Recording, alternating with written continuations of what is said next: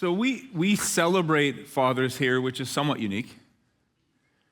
In a lot of corners of our culture, fatherhood is maligned. It's labeled as toxic or used as the punchline of a joke. And I just want to let you know that we don't see fatherhood as a punchline. We see it as a privilege and a high calling. So I'd like to just say to all the fathers and all the grandfathers, all the father figures, all those who serve at Southside small groups, Southside kids, Southside youth, and kind of play the role of spiritual father, sincerely, happy Father's Day. Yeah.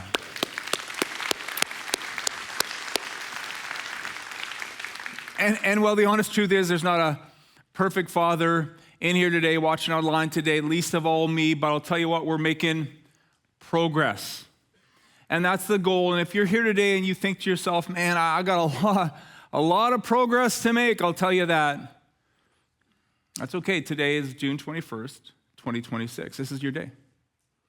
This is the spectacular moment when time touches eternity. Things could happen today that completely change the course of your life and the life of the people around you.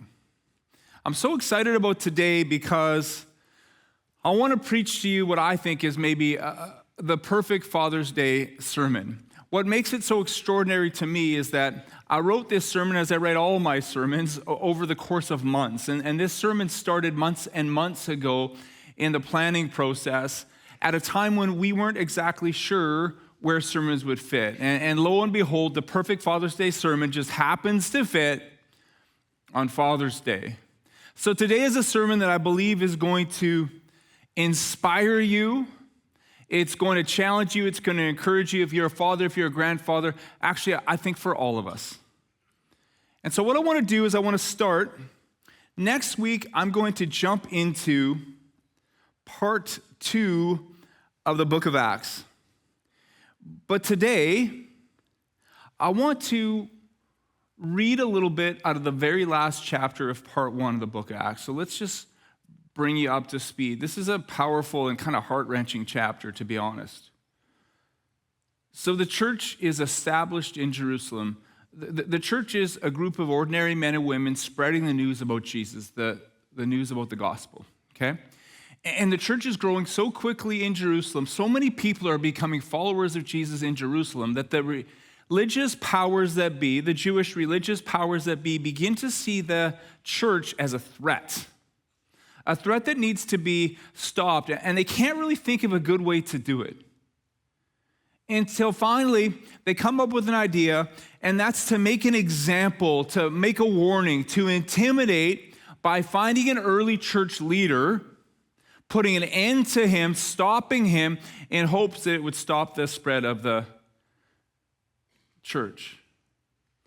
And so what these religious powers that be decide on is they decide to pick a guy named Stephen, early church leader. They arrest him, and they drag him to the Jewish religious ruling council in Jerusalem. It's called the Sanhedrin.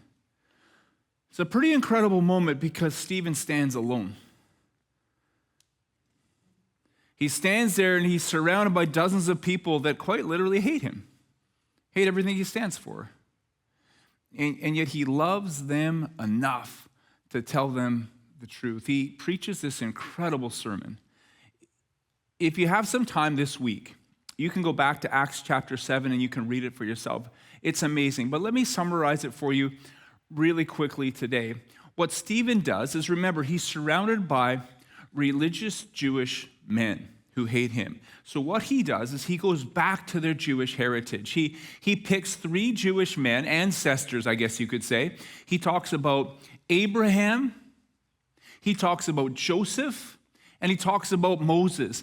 And then he looks at them and he says, here's the thing, man, you love Abraham, and you love Joseph, and you love Moses, and that's awesome. But if you miss Jesus, you're missing the whole point of Abraham.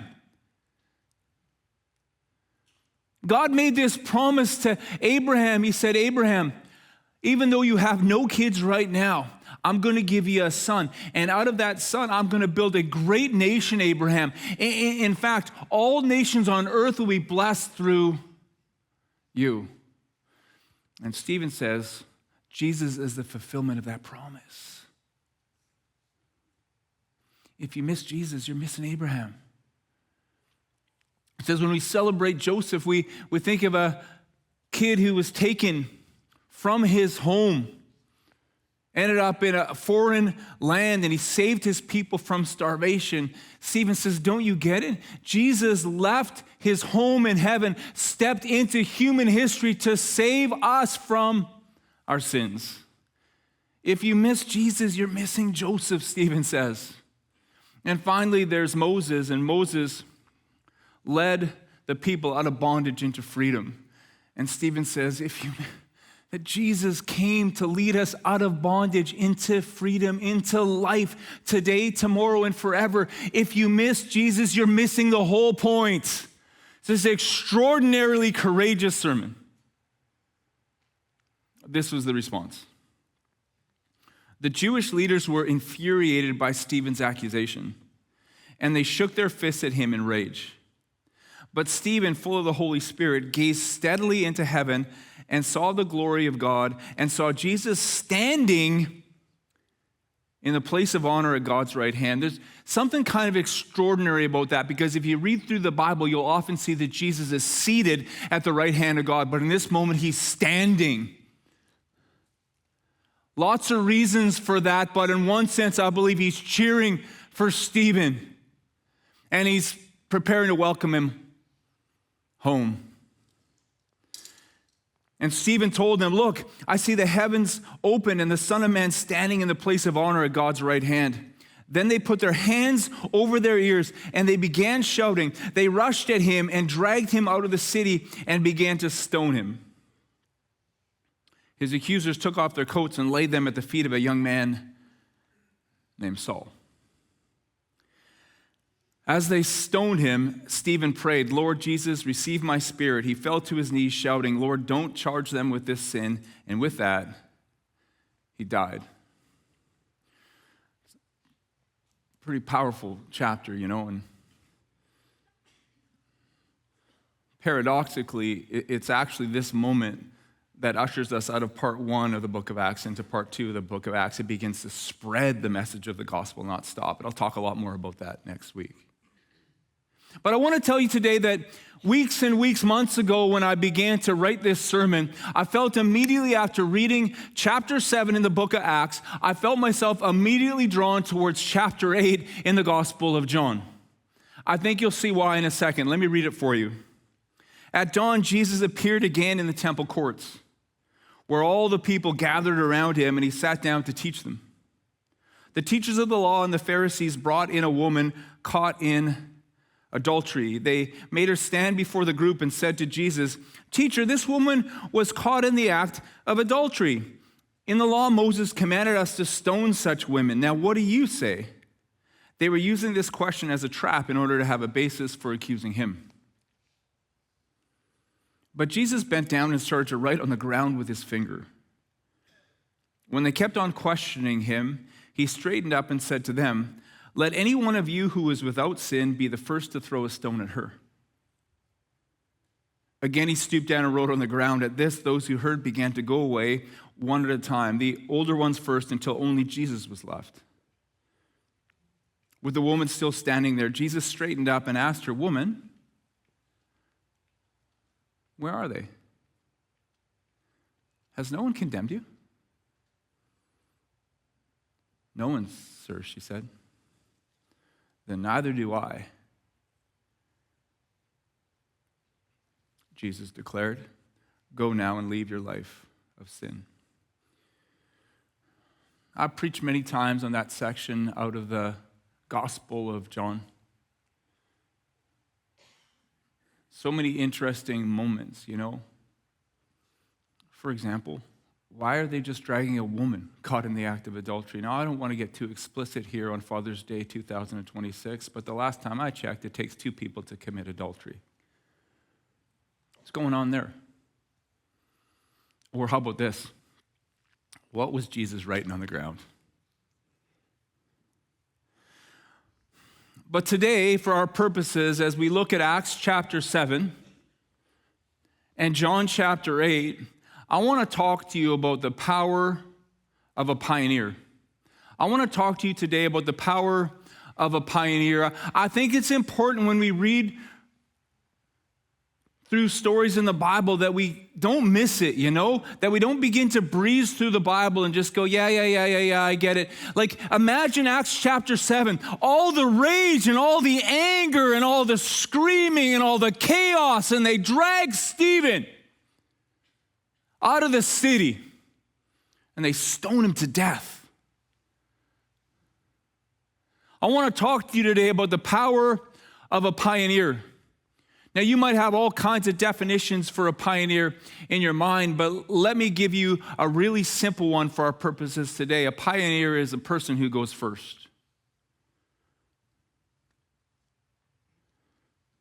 So let's go back to this moment. They've dragged Stephen out of the city, and they're about to stone him at the risk of being overly simplistic, but I think it's important to say this. Somebody, listen now, let's talk about the power of a pioneer. Somebody threw the first stone.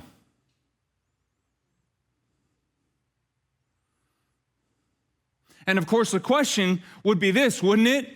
If that somebody hadn't thrown his first stone, would the rest have thrown theirs? We don't know.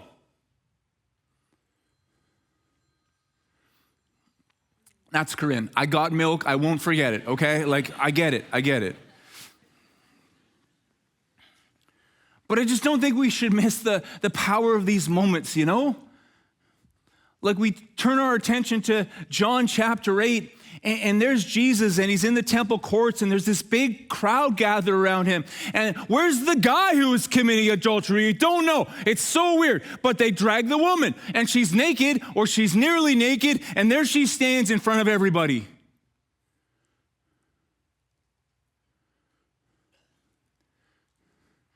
And they're like, should we kill her? Should we stone her to death? And Jesus says, absolutely, have at her. Whichever one of you has never sinned, fire away. And I want to talk to you today about the power of a pioneer. At the risk of being overly obvious and simplistic, it probably should be noted that in that moment, when Jesus says, if you haven't sinned, you fire away first, somebody put their stone down first. And the question, of course, would be this. If that somebody hadn't put his stone down, would the rest have put theirs down? That's the power of a pioneer. There's something that resonates with us about that. Somebody who's willing to go first. Somebody who's willing to stand up, even if they stand alone. Something resonates with us when we talk about the power of a pioneer. Let me tell you why. The answer to that is found in Hebrews chapter 12, verses 1 and 2. Listen now. Therefore, since that's you, that's me, since we are surrounded by such a great cloud of witnesses. Hey, Grandpa, they're watching. Since we are surrounded by such a great cloud of witnesses, let's throw off everything that hinders and the sin that so easily entangles, and let's run. Let's run with perseverance the race marked out for us. What race? What race? Where are we going? Fixing our eyes on Jesus, the pioneer, the what? The pioneer and perfecter of faith. For the joy set before him, he endured the cross, scorning its shame, and sat down at the right hand of the throne of God. Now listen, maybe you're brand new to church. Maybe your gift for Father's Day was that your kids dragged you to church. What a great gift, eh? Some wingnuts up on the stage yelling at you, limping around. I'm so sorry. Happy Father's Day. Anyways, but listen to me. I want you to know something. That's a very profound statement. That Jesus is the pioneer. I want you to know why we're here today on Father's Day of 2026, why we're celebrating Jesus today. Here's why, because Jesus is a pioneer, and that's unique in all of human history. There is no other school of thought, there is no other religion, there is no other philosophy like this, that Jesus is the pioneer. Jesus went first. What that means is this. Jesus didn't sit back and say, you do it. You dot the I's. You cross the T's. You obey the rules. You jump through the hoops. Hey, you build a stairway to heaven, and I'll be right here waiting.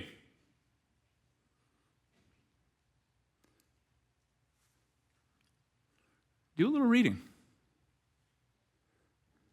Do a little research. Jesus is unique because he didn't do that. Jesus left heaven, stepped into human history. Jesus made the first move. Jesus made the second move. Jesus made every move. Jesus is the pioneer. He faced your greatest fear. He faced my greatest fear. He faced death. Jesus is the pioneer because not only did he face death, he walked through death into life. He cleared the way. He made the way for you and for me. And so here's what my life looks like. There's a reason why I resonate with the idea of a pioneer. Here's why. Because I run with perseverance the race marked out for me. What race? I don't know. But I know the way. It's just one step at a time. I fix my eyes on the pioneer of all pioneers. And I run in his footsteps. And I follow his lead. And I learn from his example, and I'm called to be a pioneer too. As someone who spent years teaching history, I can give you lots of pioneers from history. The first man to walk on the moon, Neil Armstrong. You know, one small step for man, one giant leap for mankind. Or Rosa Parks, a pioneer in the civil rights movement. But as I began to prepare for this important, this spectacular moment, this particular Sunday, there's a pioneer who came to my mind. And if you're roughly around my age, yeah, like you and me, about the same age, okay? Like maybe a little younger, maybe a little bit older, you'll know who this is, a kid named Terry Fox.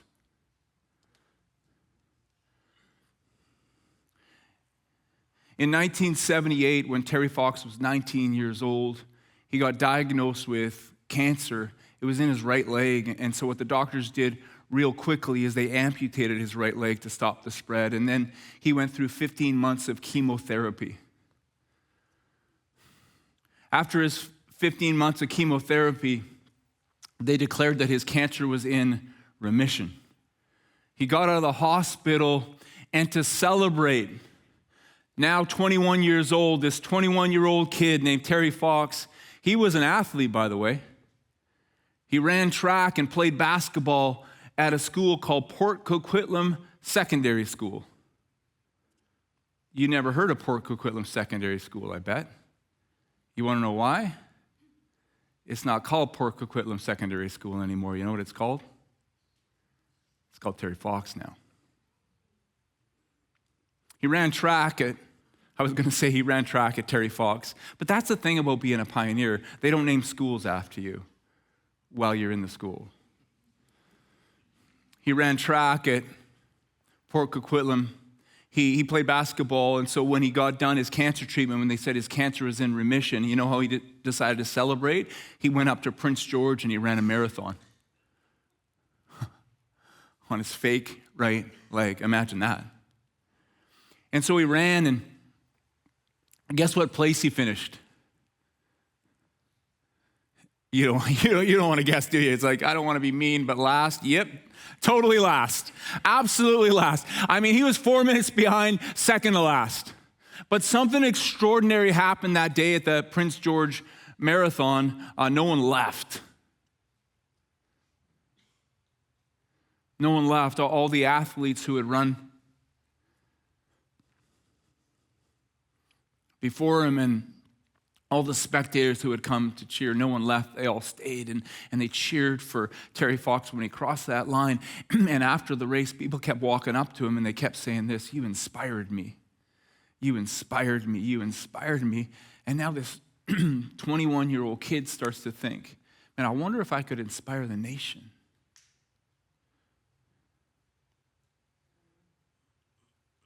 So in April of 19 80, Terry Fox showed up at St. John's, Newfoundland. He took 2 jars, he filled them up with water out of the Atlantic Ocean. He wanted one for a souvenir, and he said, this is what I'm going to do with the other one. I'm going to run across Canada. No one had done that before. No one had thought of doing that before. No one on one leg had dreamt of doing that before. But he said, here's what I'm going to do. I'm going to run across Canada, and I'm going to pour this water from the Atlantic Ocean into the Pacific Ocean in Victoria. And he started to run. He ran a marathon every single day. His goal was to raise $24 million, or $1 for every person who was living in Canada at that time. He called it the Marathon of Hope.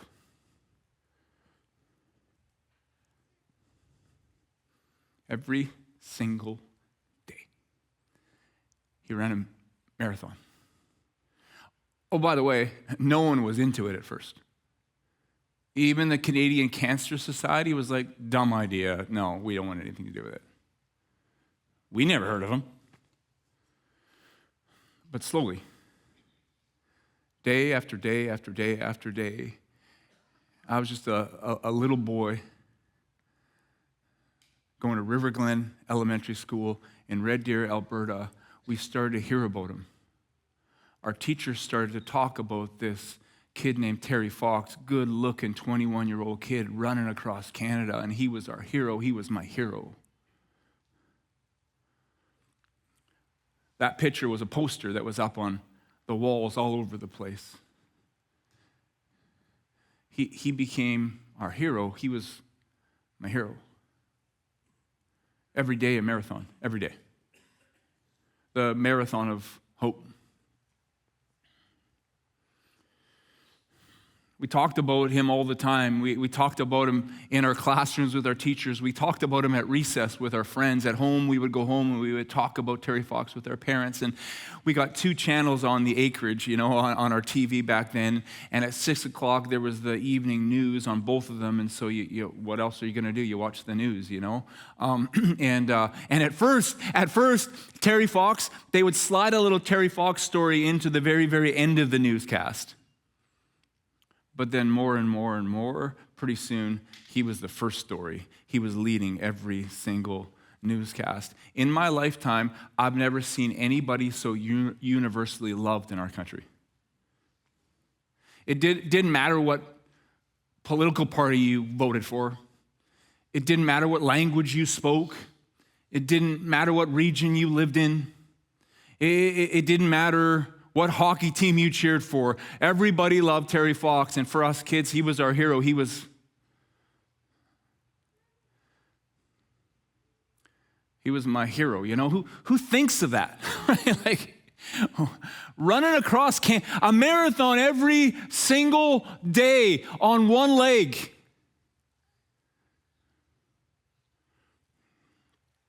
And I remember in September of 1980,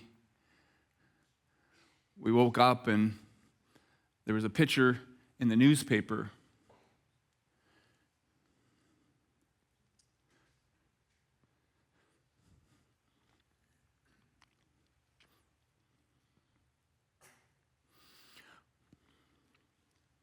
He was our hero, He was my hero. And what they said is that near Thunder Bay, Ontario, what happened is he couldn't really breathe that good. And he started to cough. And so they took him to the doctor. And they said that the cancer had come back and it had spread to his lungs. It didn't make sense to me. He was my hero. And then he said, if I can, I'm going to come back. And I'm going to finish what I started. I'm like, yeah, you are. But he didn't. In June of 1981, Terry Fox died. At the time of his death, you know how much money had been raised for cancer research in the name of Terry Fox? $24 million. And as I stand here on this stage talking to you today, way over $1 billion has been raised in the name of Terry Fox. And I just remember everybody saying, and to me, he seemed old to me. He seemed like a pretty old dude. He died at 22. And I just remember people saying, he died way too young. He died way too young. And then I remember one particular guy said this, and it never really made a ton of sense to me, but he said this, he died way too young, but man, oh man, did he live. Yeah, I get that now. There's the power of a pioneer. And there's a reason why that hits me, and there's a reason why it hits you, because that's who you were created to be. That's who you're called to be. I know it looks a little bit different for you, but here's what we do. We throw off everything that hinders and the sin that so easily entangles, and we run with perseverance the race marked out for us. What race? It's the marathon of hope. How do we get there? We just fix our eyes on Jesus, the pioneer of all pioneers. That's the call for every father, for every grandfather, for every mother, for every grandmother, for every friend, for every single person here today. That's the call. It's the power. It's the path of a pioneer. It's the marathon of hope that we're all created to run, step by step by step by step. That's it. I don't know, and kind of makes sense in an obvious level, doesn't it? Like, it's June 21st, 2026. Krager, you've never lived June 21st, 2026, have you? You're a pioneer, man. We're pioneering into this day. Who knows what it's going to bring? There's hot rods over there in the parking lot. Did you see any of them? I got to go look. Okay, so, but here we are. There's so many people. Some of you are sitting back there right now. You became dads not long ago. How's that working for you? Easy, right? You've never been a dad before. You need the power of a pioneer. You've never been a mom before, never been a grandpa before, never been a grandmother before. Maybe you never graduated from high school before, but grade 12 was the best 4 years of your life, but you finally got out, and you graduated, and now you're a high school graduate. You've never done this before. You pioneer you. It's deeper than that too. I've said this before. The truth is that for some people, you got a family tree that's just been generation after generation after generation of despair. And one generation pours its despair into the next generation, who pours its despair into the next generation, who pours its despair into the next generation. It's abuse, it's addiction, it's neglect, it's chaos, and it just keeps rolling through the generations until one man or one woman obeys the call of the pioneer, and they fix their eyes on Jesus, the pioneer of all pioneers, and they look at that cycle of sorrow that's been rolling through their family tree, and they say, enough! I'll go first. Let hope rise in this family. I'll go first. I'm going to take an axe to the poisonous roots of this family tree. I'll go first. Let's hope rise. Let's plant a tree of life instead. This is an extraordinary story, but maybe your story isn't that fantastical in the sense that you didn't come from a dysfunctional family, really. But maybe you haven't been reminded in a while that you were created on purpose, with a purpose, for a purpose. I haven't said that for a while because I don't want it to become a catchphrase. I want you to hear me when I say it. You were created on purpose, with a purpose, for a purpose.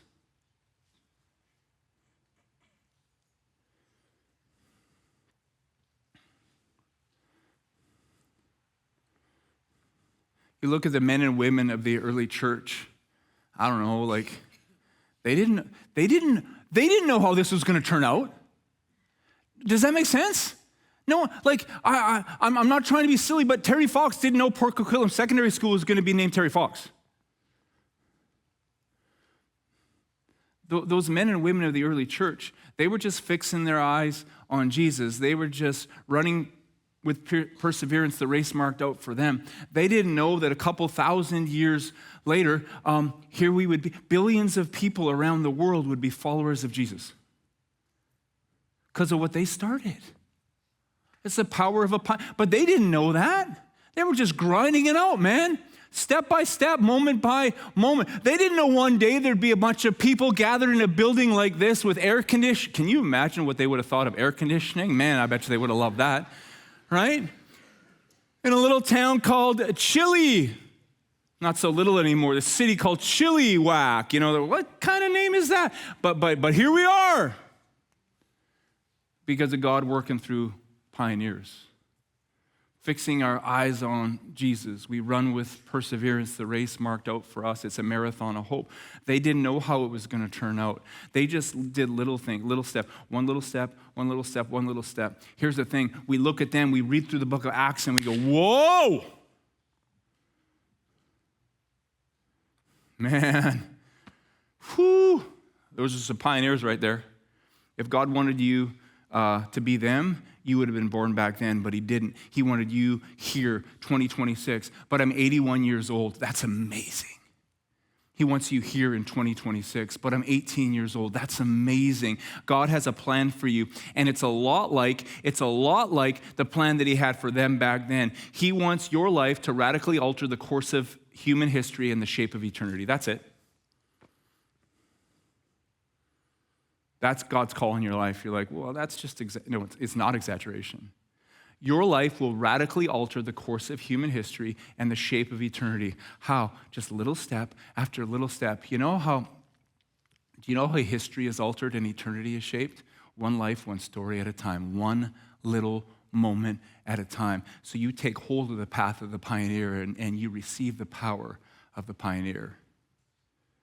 There's a reason why those stories hit us right here. It's because it's who we're called to be. Do I scare you when I stand right on the edge of the stage like this? Oh, you go further, Andre, if you're going to be scared about it. Let's work on your anxiety. No, I for sure would fall. Would you catch me? No, you wouldn't at all. Okay. Okay. Because I think sometimes we think this. We're like, oh, man, if you're a pioneer, what happens is when that big moment comes, you just step up. It's the exact opposite. It's the exact opposite. Being a pioneer is being obedient in the little moments. And as you're obedient in the little moments, you receive the power. And eventually you find out that the little moments turned out to be a lot bigger than you thought that they were. We've talked about it this way before, that God brings the power and we bring the posture. That's it. So I want to give you 3 ways today, fathers, everybody. This is an all play, okay? Everybody can do this. You can practice. You can posture being a pioneer this afternoon. I guarantee you that you can, okay? Here's the first way. You want to go first? Say sorry.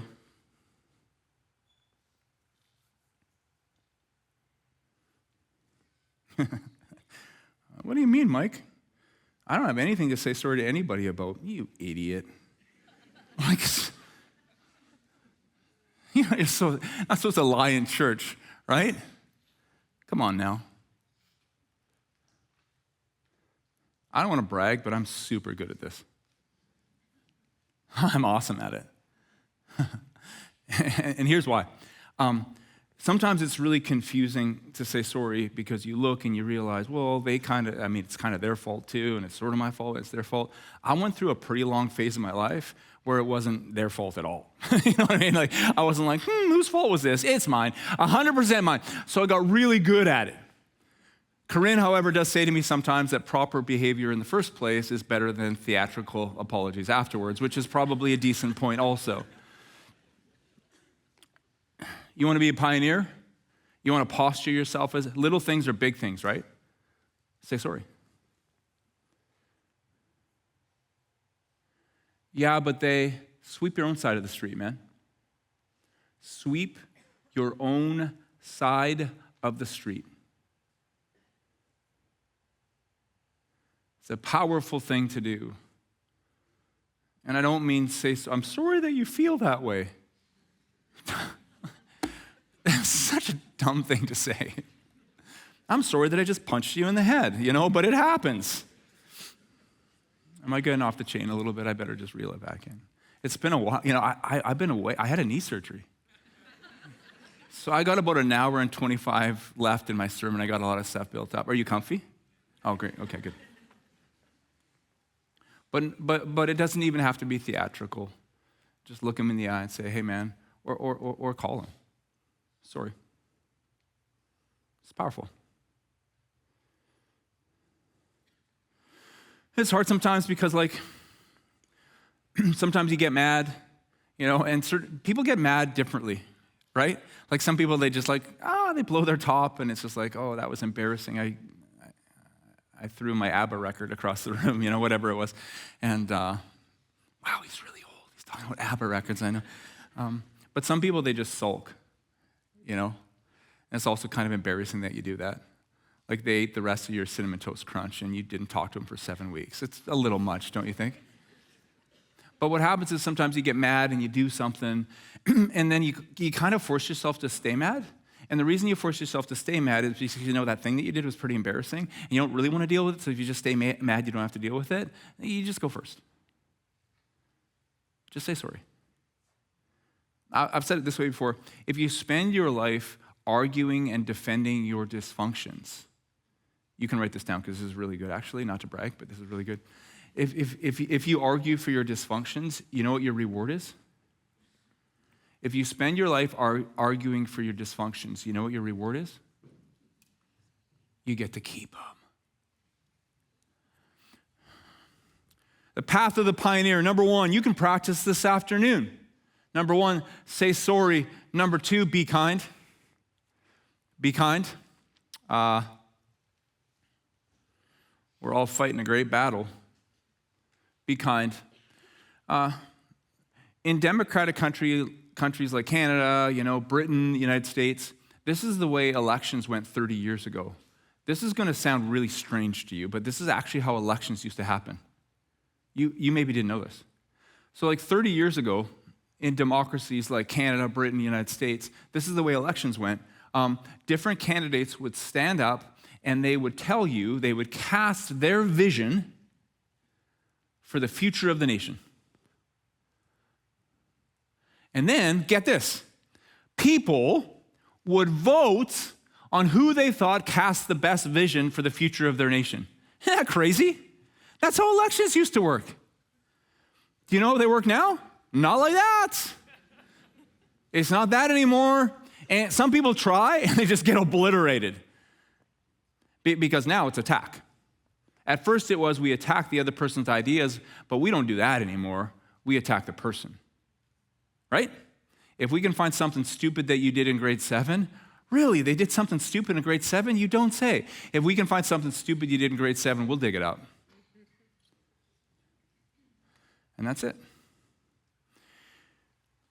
What's funny about this logic is that the logic, at least on the surface, says this: if I denigrate you, I will elevate myself.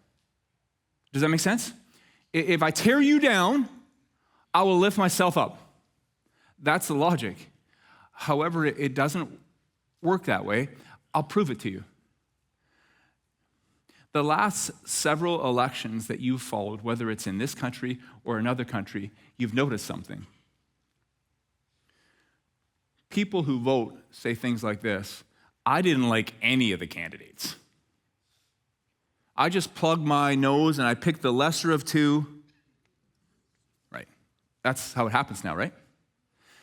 Because when you strip the dignity from an image-bearing human being, when you strip the dignity from an image-bearing human being through gossip or slander or attack without realizing it, you're chopping off the limb you're standing on.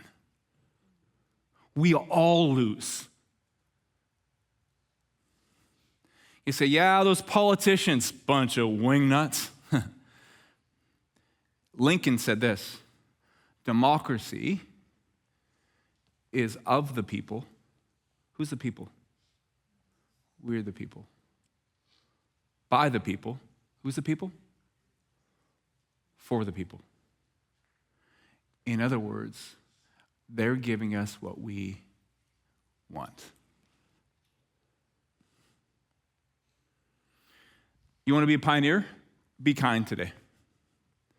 Be kind today. It's always amazing when you're in a circle full of people and somebody's name comes up and you kind of get the feeling, oh man, someone's going to let them have it. And then somebody speaks up and they say something that sounds like this: man, I admire her leadership. I really look up to her. Man, he's such a generous guy. Really like him. And it's jarring and it's inspiring. Proverbs 18:21, words kill, words give life. They're either poison or fruit. You choose. You want to be a pioneer? Be kind today. Be kind to those who are absent. Be kind to those who are present. Be kind. We're all fighting a great battle. So you take the posture of a pioneer. Say sorry, be kind, and thirdly, tell the truth.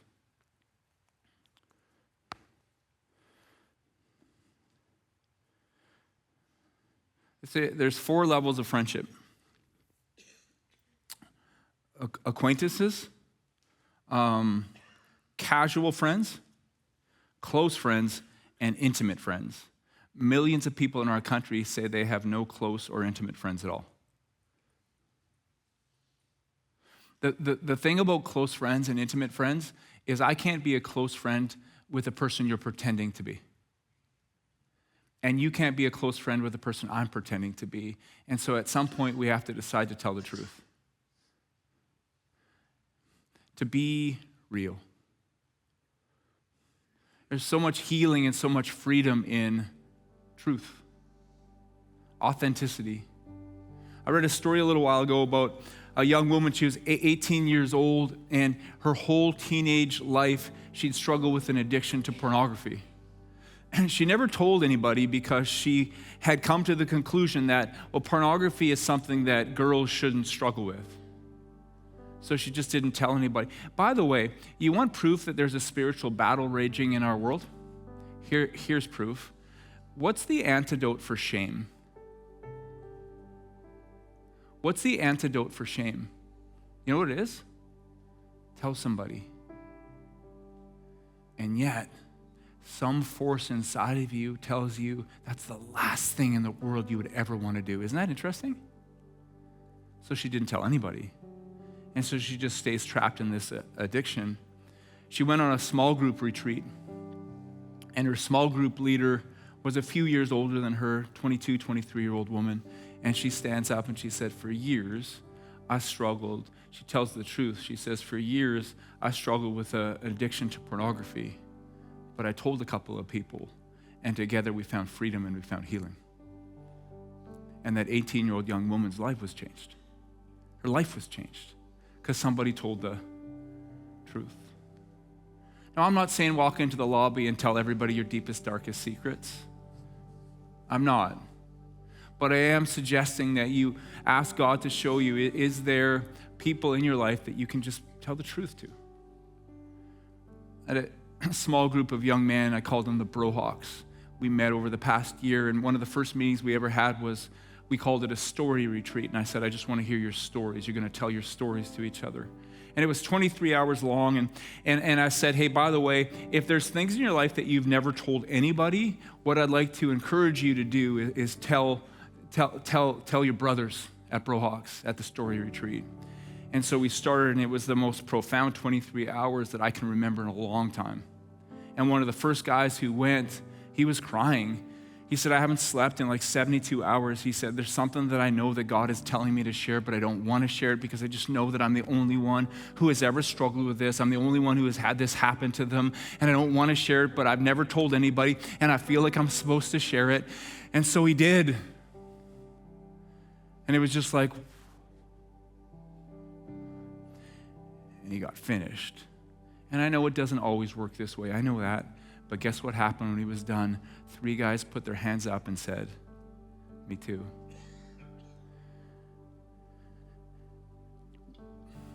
We find healing and freedom together. But we can't be together if it's you, the person you're pretending to be, and the person I'm pretending to be. You want to be a pioneer? You were created to be one. Tell the truth today. Say sorry, be kind, tell the truth.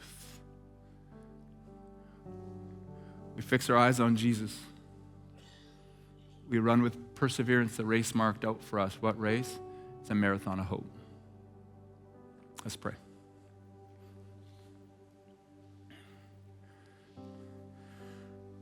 Let hope rise. Jesus, let hope rise in our lives. Let hope rise in every father and every grandfather.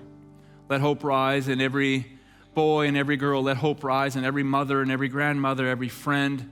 Let hope rise in every high school graduate and every university student and every career-minded person and every old person and every young person. Let hope rise in our lives. Let hope rise through our lives.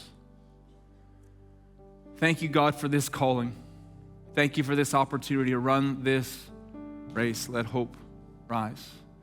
And in this moment of reflection, with heads bowed and eyes closed, I told you already, Jesus is the pioneer. He didn't wait around for you to earn his love. He loves you today, right now. He didn't wait around for you to go first. He went first. He stepped into human history. He died. He rose again for you.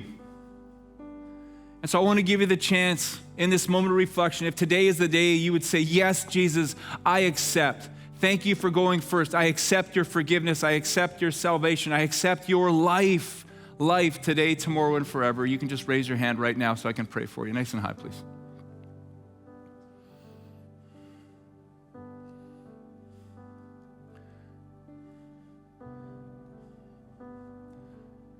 Love it. You can put your hands down. And so, Jesus, on behalf of those who just raised their hands, Jesus, I give you my life. I accept your gift. And Father, for all of us, today we take the posture of a pioneer. Let hope rise. We love you. We thank you in your name. Amen. Amen. Let's celebrate, guys.